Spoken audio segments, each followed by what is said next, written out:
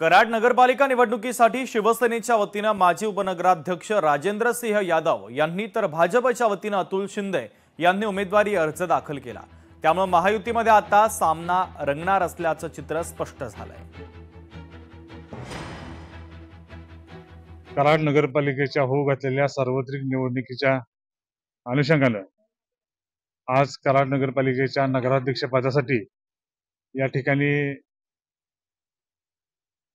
आदरणीय एकनाथजी शिंदे साहेब असतील, पालकमंत्री आमचे शंभूराज देसाई साहेब, आमचे जिल्हा प्रमुख हेमंतराव शेलार, संप्रमुख सरजी कनसे यांच्या सूचनेनुसार या ठिकाणी नगराध्यक्ष पदासाठी शिवसेनेतर्फे या ठिकाणी अर्ज दाखल करण्यात आलेला आहे।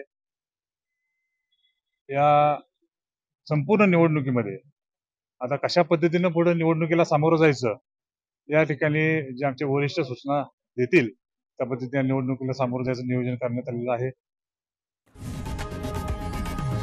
लोकशाही मराठी ऐका, पहा, जागरूक रहा।